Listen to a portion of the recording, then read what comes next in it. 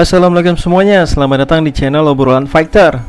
Sempat ramai di dunia maya, bahkan sudah ramai sebelum-sebelumnya karena beberapa kali terjadi, yaitu soal Nistom alias oblique kick atau tendangan oblik yang dinilai sangat membuat para fighter resah. Pasalnya, bagi yang pernah merasakan ditendang dengan teknik ini merasa tendangan ini harus diilegalkan. Nah, tapi ada pro kontra. Ada yang minta diilegalkan, ada juga yang minta tidak perlu diilegalkan. Oke, mari kita mulai pembahasannya. Pertarungan antara Khalil Rountree Jr. saat melawan Bukauskas membuka kembali dan menaikkan kembali topik yang sudah lama hilang, yaitu soal kontroversinya oblique kick, yang ternyata hanya karena satu tendangan, cederanya itu bukan cuma satu, tapi 3 sekaligus dalam satu lutut. Karena Bukauskas mengalami cedera ACL, MCL, dan PCL. Cedera ACL aja sembuhnya lama bos, apalagi ditambah 2 cedera lagi. Nggak tahu juga nasib Bukauskas kayak gimana nantinya. Salah satu dokter ortopedi di Amerika Serikat yang sudah lama mengurus para fighter MMA, yaitu David Abbasi, menjelaskan kalau oblique kick sangat berbahaya.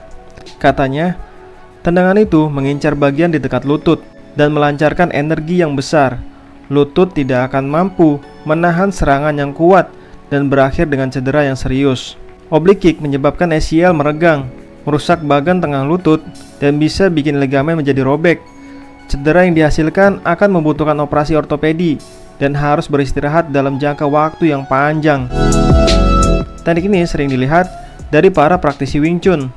Di UFC ada 3 fighter yang populer yang mempelajari Wing Chun, seperti Tony Ferguson, Jon Jones, dan Anderson Silva. Tapi yang paling sering berhasil menggunakan teknik ini adalah Jon Jones. Tapi teknik ini juga ada di Muay Thai. Teknik ini terjadi biasanya kalau fighter southpaw ketemu fighter ortodoks atau sebaliknya. Atau fighter yang kuda-kudanya nyamping, kayak Stephen Thompson dan Michael Venom Page. Di MMA ada banyak serangan ilegal, seperti serangan elbow 12-6, serangan ke bagian belakang kepala, atau serangan lutut ke kepala lawan, di mana lutut lawan masih menyentuh kanvas.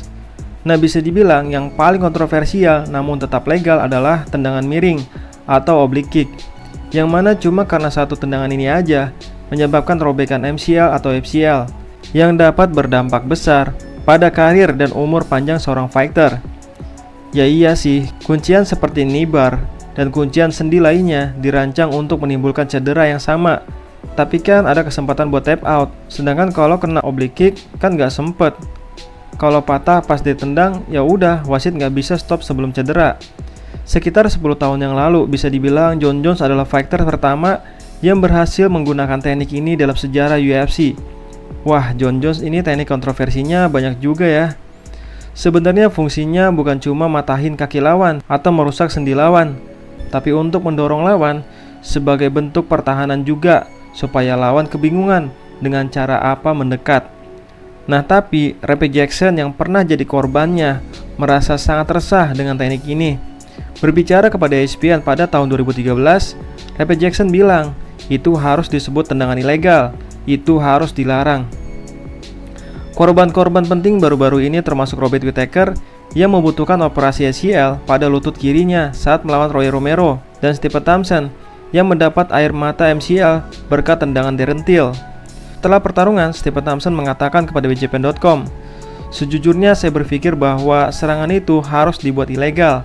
Itu bisa mengakhiri karir seseorang, seperti dia punya niat untuk merobek semuanya yang ada di lututku. Itulah yang saya rasakan."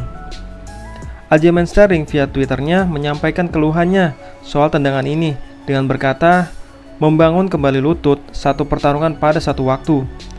Banyak yang percaya bahwa tendangan tersebut merupakan langkah kotor yang dilakukan tidak hanya dengan niat taktis, tetapi juga untuk menimbulkan kerusakan yang melemahkan dan bertahan lama pada lawan. Nah, tapi menarik nih, kalau dilihat dari perspektif lain, maka timbul pertanyaan menarik mengenai filosofi MMA, yaitu, bukankah inti dari pertarungan adalah untuk menyakiti lawan? Ya, tapi kan apa gunanya aturan TKO yang dilakukan supaya lawan gak KO mutlak, entah itu pingsan atau tidak bangkit sama sekali.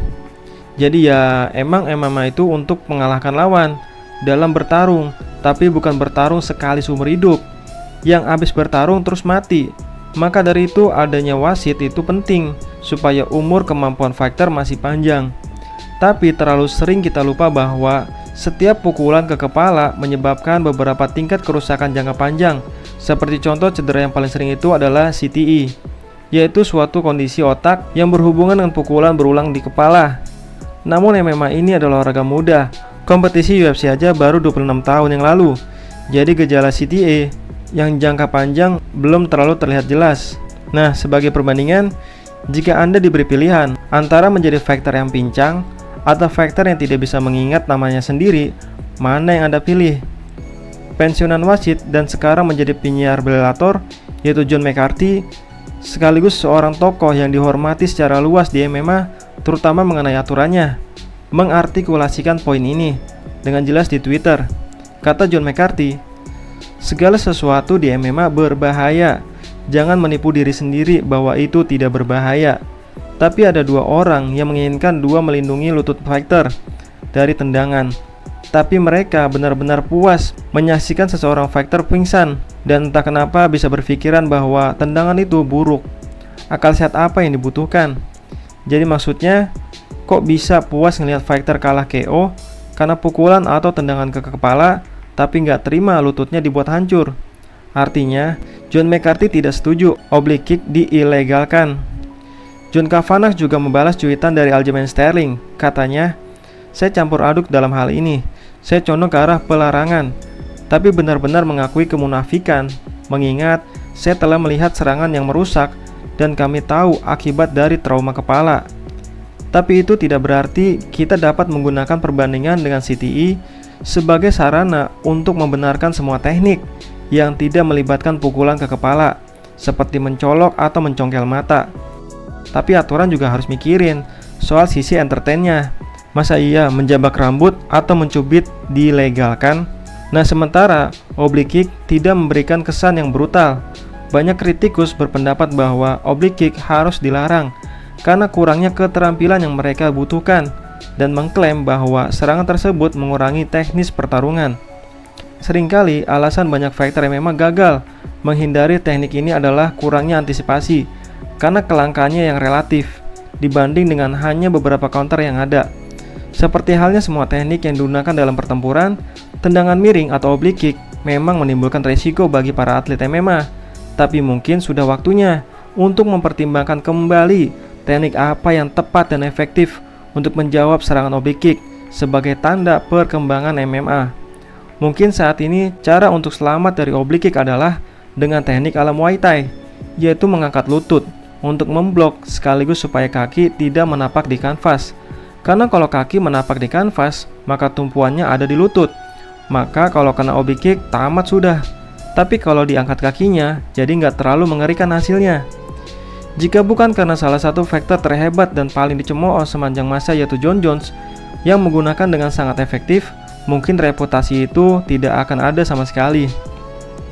Dalam artian, jika tendangan ini terbukti berhasil menjadi senjata yang ampuh, terus dilarang, otomatis ada yang seperti tertahan dari kemampuan fighter tersebut, terutama para fighter yang senjatanya adalah tendangan. Pada akhirnya, UFC dan promotor lainnya adalah bisnis, dan saat mereka merasa tendangan itu mengancam aktivitas atau umur panjang atlet mereka, dan dengan demikian keuntungan mereka akan melarangnya. Nama besar yang diberhentikan lama tidak benar-benar menguntungkan secara finansial. Sampai saat itu, tampaknya tendangan itu bersama dengan kontroversi dan pencelanya akan tetap ada. Nah, kalau menurut teman-teman, apakah teknik ini harus diilegalkan atau tetap harus ada? Silahkan tulis di kolom komentar ya. Terima kasih.